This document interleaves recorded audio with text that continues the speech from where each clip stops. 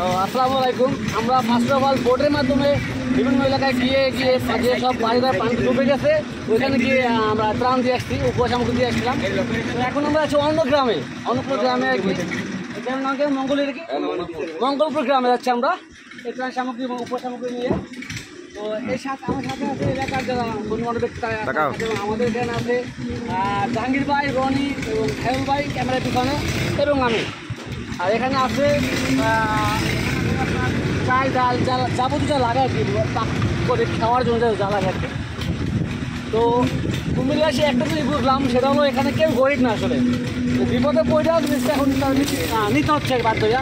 তো আমরা কেউ ছবি তুলবো না, কেননা এটা হলো মোস্ট ইম্পর্টেন্ট বিষয়। অনেকে আছে গিফট দিচ্ছে বা তার মধ্যে সে ছবি তুলতেছে, এটা করা যাবে না।